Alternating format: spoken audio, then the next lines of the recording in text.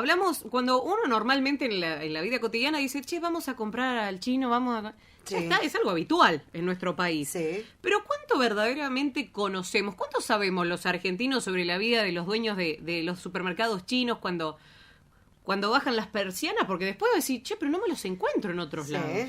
¿Dónde? ¿Qué hacen? ¿Cómo es su vida? ¿Cómo es su vida? ¿Cómo es su cultura? Y él, al ser un colega, dijimos, bueno, qué lindo poder charlar con él. Estuvo haciendo notas también en medios nacionales y dijimos, ¿por qué no llamarlo? Carlos Lin está en comunicación telefónica con nosotros. Carlos, ¿cómo le va? Carla, Karina, Federico, el equipo de la 20 te saluda. Buen día, ¿cómo les va? Treleo, un placer enorme, ¿eh? Carla, Karina y Federico me dijeron, ¿no? Sí, tal cual. Bueno, muchas gracias, Carlos, por estar con nosotros, por charlar con nosotros. Y yo hacía referencia a esto de cuánto sabemos de la vida de cuando vamos a comprar a los supermercados chinos y demás, ¿qué pasa el después? Pero me parece oportuno primero consultarte por qué relacionamos a vos como locutor, como comunicador, Sí. en referencia a los supermercados. ¿Qué vinculación tenés con ello? Ninguno. Soy chino. Mi papá tuvo supermercado, o sea, hay tan poca gente que habla dentro de mi comunidad. Exacto. En la Argentina, ¿no? Puede ser, obviamente, en países limítrofes, todo Sudamérica también. Sí.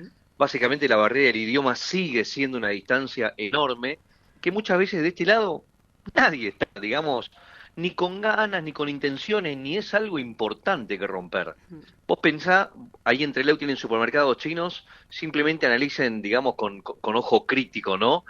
Cuánto interés hay del otro lado, o qué prioridad sería para la otra persona hablar de todos estos temas cuando su vida real y diaria es simplemente empezar a trabajar y progresar respecto, ¿no? del inicio de inmigración que hicieron a la Argentina.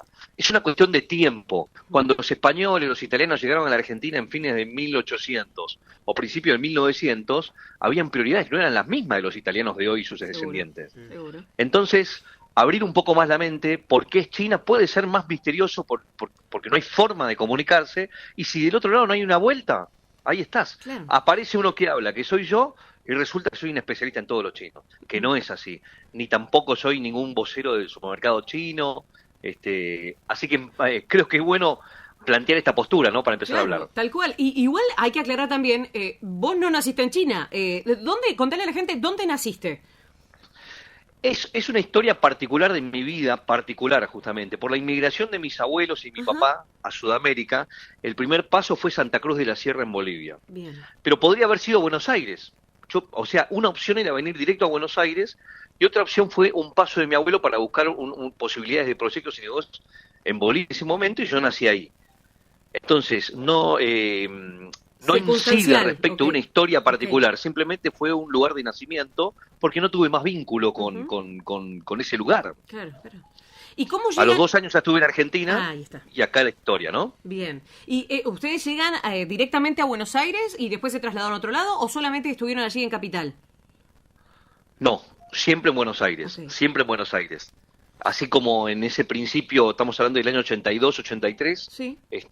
La primera inmigración fue prácticamente el lugar de entrada a Buenos Aires.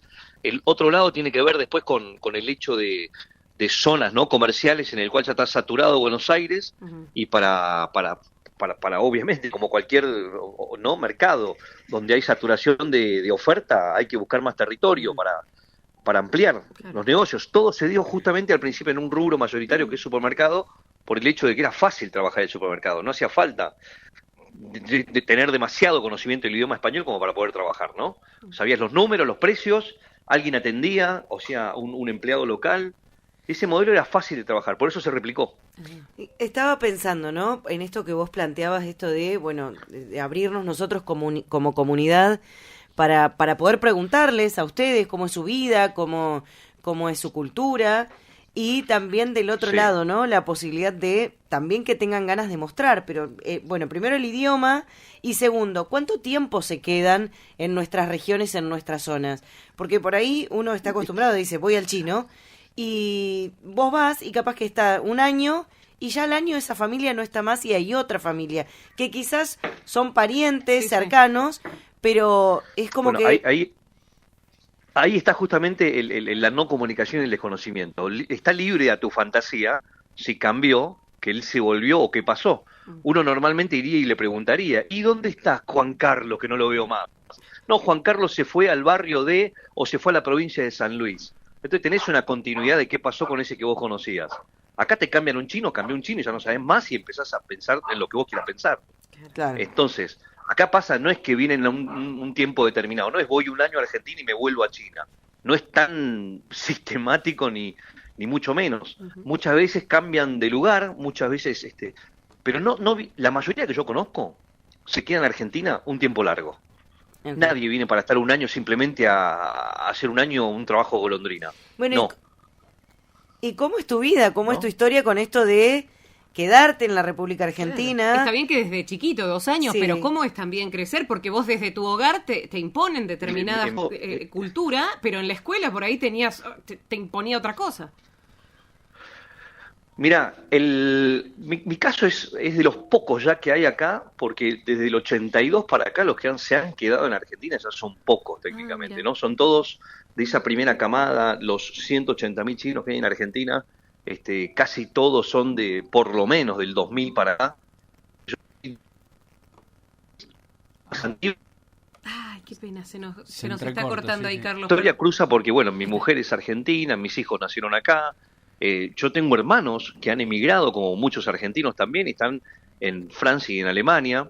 Yo me quedé con mis viejos, me desarrollé en la carrera de la comunicación, estudié en el ISER Locución, en la UBA Comunicación Social, y esto hace que también haya una épica en mi historia, donde siendo chino, de origen chino, haga comunicación y no haya nadie que haya elegido esta área de trabajo, permita que pueda ser el primero y de alguna manera tener una buena idea y hacerla muy bien, porque estoy creando, estoy construyendo Claro. un camino dentro de una comunidad grande que a su vez no habla, y si yo hablo, tengo una posibilidad por delante, Seguro. lo tengo que ver así. Pero, Otros lo Carlos, ven como una dificultad. Cuando eras chico, cuando ibas a las escuelas en el día a día, ¿te hacían a un lado, te discriminaban o no? Yo era habitual porque era distinto a la mirada que hoy ahí tiene en cuanto a integración.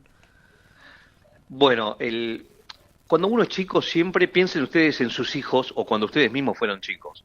El niño generalmente, en grupo, puede ser cruel. No todos, pero muchos pueden ser cruel. Si el gordo es gordo, ¿no? Sí. Si el flaco alto y colorado pasa algo, si el anteojudo es anteojudo, imagínense un chino. Esto no significa que lógicamente tenga que ser discriminado y eso. No, porque yo incluso aseguro siempre que la Argentina no es un país que discrimine.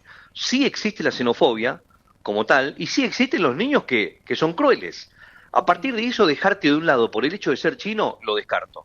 Nadie, a mí, ni los que yo conozco, me dejaron de lado por ser chino.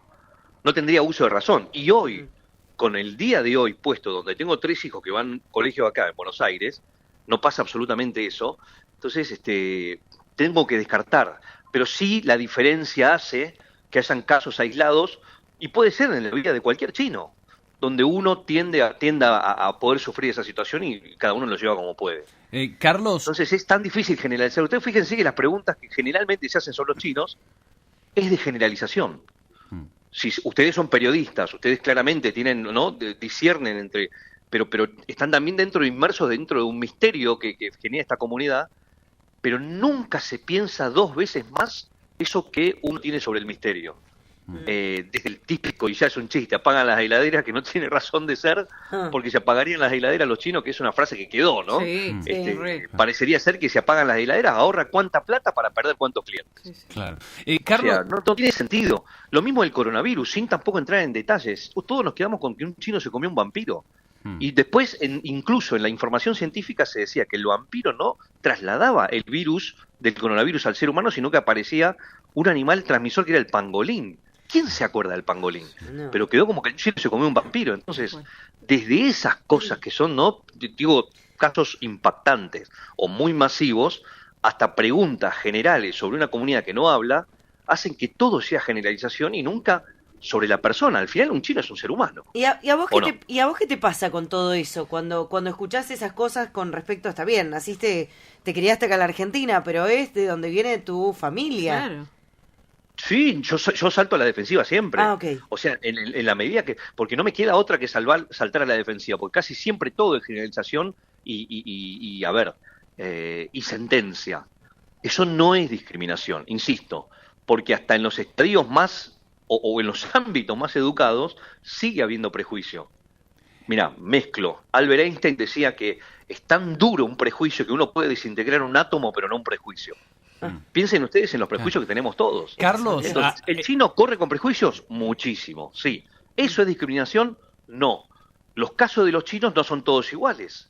Y a partir de ahí, bueno, la historia de todo, ¿no? Pero hay que salir a contar, porque si tampoco nadie cuenta, uno deja que se alimenten los prejuicios. Carlos, y es ahí donde nace la particularidad de un chino que hable. Federico, te saluda. ¿Cómo estás? ¿Cómo estás? Ahí hablabas de los prejuicios, ¿no? Y yo te quería preguntar, saliendo de la generalidad, a tu caso particular, digo, ¿y cómo tenías vos esos prejuicios para entrar, en este caso único, como vos decís, locutor teniendo ese origen chino? Digo, ¿cómo manejabas eso y cómo te integraste al mundo del laburo, ¿no? Como locutor. Y mirá, te digo, mi primer hipotético laburo iba a ser en un canal de cable acá en Buenos Aires, y donde el dueño de ese medio decía, ¿cómo un chino va a presentar noticias? ¿Cómo un chino va a presentar noticias? Decían como algo insólito, y entiendo que no estamos nosotros en Argentina tan duchos o tan mimetizados con los chinos como lo está, por ejemplo, Estados Unidos. Claro. Vos en Estados Unidos tenés un médico, ¿no? Normal, que es chino, porque hay más tiempo y más generaciones. Vos tenés un presentador de televisión que es chino, y no hay nada raro, digamos. Y vos todavía tenés una Argentina donde para estar incluso en una ficción, si sos chino, podés ser de la mafia, o puede haber un chiste con un supermercado, o tiene que haber algún, digamos, denominador común que tenga que ver con lo que uno piensa todavía. No hay un chino como una persona más. Pasa como el latinoamericano en los Estados Unidos, ¿no? Que también trafica droga o alguna macana se mandó. Entonces, ¿qué me pasó a mí? Y ser el primero, siempre tengo que derribar algo, siempre. Mirá, yo empecé a laburar, por suerte, acá en Buenos Aires, en TV Pública, con Juan Alberto Badía. Él siempre un paso adelante, un tipo generoso. Me decía, Carlitos, el chiste que sos chino el primer día. Es programa Estudio País en TV Pública. De hecho, ustedes allí, en Trelew, creo que está Martín Berrade, que trabajó acá. Yo fui el sucesor de Martín en Buenos Aires cuando él se había vuelto a la provincia. Entonces me toca, Badía decía, bueno, chino sos el primer día, el segundo día sos un porteño más porque representás la ciudad de Buenos Aires en este tipo de programa, ¿no? Entonces, siempre el chiste adelante y yo me fui acomodando como pude. Cuando fui locutor de Carburando, en automovilismo, bueno, no me veían la jeta porque era radio. Cuando hice muchas publicidades era un locutor más. Claro. El hecho es que me decían, tenés que sacar la cara para mostrar la diferencia. Ya no iba a ser una contra, al contrario, iba a ser un plus donde vos decís, ¿cómo un chino puede hablar así? Si bien me crié toda la vida acá como ustedes, si yo digo la R bien y hablo frente a un auditorio, ponele, el Mundial de Tango acá en Buenos Aires, el chiste sigue siendo, mirá qué bien que habla el chino, a pesar de que hace 20 años me recibí. Mira, yo te quería consultar con respecto a la cultura que te deben haber inculcado tus padres. Sí. ¿Conservás algo? ¿Le mostrás a tus hijos? ¿Lo conservás en tus hijos o no? Sí, por supuesto. Mirá que no se olviden que yo para arriba tengo papá y mamá. Sí, claro. O sea, para arriba tengo papá y mamá son chinos y al día de hoy todavía hablan más chino que español y a los nietos, claramente, mi mujer es argentina, entonces la lengua materna, en mi caso particular, es idioma español, ¿no? Entonces, con mi familia puntualmente hay un cruce y una transición donde nuestro debate es que conserven el chino, al revés. Nuestro debate interno es que conserven el chino. Y para conservar el chino tienes que hacer fuerza. ¿Por qué? Porque el chiquito quiere estar mimetizado lo mismo que los compañeros alrededor. Lo más argentino posible, suponete, ¿no? Estamos hablando de chicos, cuando tuvieron, bueno, lo que sea, 3, 4, 5, 6. Hoy tengo una hija yo de 15, un hijo de 10 y una tercera hija, la más chiquita, de 7. Saben que son mixtos en cuanto a la cultura. Nosotros festejamos el Año Nuevo Chino como festejamos el 31 de diciembre y Navidad. Y en el medio conocen todos, ¿no?, los usos y costumbres de los chinos. Ahora, en el día a día aplican vida occidental, salvo que vengan los abuelos. Entonces, en ese mix, sabés que sos chino, pero vivís en Argentina, estamos todo el día nosotros viviendo como argentinos y comemos comida china cuando viene la abuela. Y este mix hace que sientan pertenencia, pero lo que nos puede pasar en la generación de, suponete, un día de mañana, mis nietos, es lo que le pasó a la comunidad japonesa. Ahora les abro un poquito más el panorama. Los japoneses, que ya tienen 3, 4 generaciones en Argentina, la mayoría, y creo dar digamos, no quiero generalizar, pero creo dar con un dato certero. La mayoría no habla japonés. Los japoneses en Argentina, la mayoría no habla japonés. Esto significa algo que es inevitable en algún momento. ¿Cuántos italianos y descendientes de italianos hablan italiano acá en Argentina? Claro. Bueno, pero pasa lo mismo con los coreanos. De hecho, tengo amigas supuesto, coreanas todo. que ellas sus papás hablan, pero ellos no quisieron aprender a hablar. Mira. ¿Y a ustedes les parece que nosotros, como chinos, no sé si hay un sentimiento extra que hay? Yo sé que hay un nacionalismo fuerte del lado de los chinos donde no tendríamos que perder ese idioma. Más aún que dicen que es el idioma del futuro, de los negocios. ¿Por qué no nos puede pasar que perdamos el idioma a la cuarta generación? ¿Y cómo yo tengo que conservar la cultura en nuestras propias familias? ¿No? Es un debate donde es buenísimo. Lo vemos sobre los chinos, pero pasa exactamente lo mismo con todas las comunidades migrantes. La cara nos pone una barrera enorme donde la distancia sigue estando, ¿no? Sos chino y no hablas chino, ¿cómo puede ser? Carlos, Sos japonés y no hablas japonés. Claro. Me tengo que ir lamentablemente a la pausa, pero seguramente hay muchos temas para hablar de cómo se trabaja, lo que decíamos al principio, de que cuando se bajan esas persianas, se cierran esas puertas, cómo es el después, el día a día. Seguro más adelante te vamos a estar llamando nuevamente para que nos cuenten. Pregúntenles, tomen contacto con ellos, es un buen consejo, ¿eh? Está bueno, abran el juego para que ellos también se abran. Cierro con esto que me parece interesante. ¿Qué es hoy lo más difícil, como puede ser para tu familia también, por supuesto, incluirla en la pregunta, de vivir aquí en la Argentina como chinos? ¿Qué es lo más complicado? Claramente siempre es la interrelación entre las personas. Es lo más difícil, porque uno siente que está muy distante en usos y costumbres y todo eso. Estoy hablando en general. Sí, seguro. Creo que lo más difícil es relacionarnos con ustedes. Parece mentira. Mira.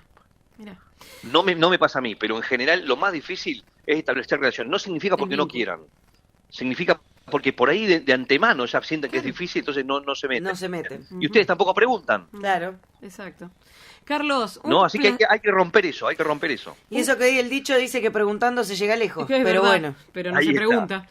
Carlos, estaré por Madrid, si paso por Trelew aviso. Dale, buenísimo. Carlos, un beso enorme, muchísimas gracias por estos minutos. Por favor, chao. Hasta luego. Carlos Lin, locutor, comunicador social.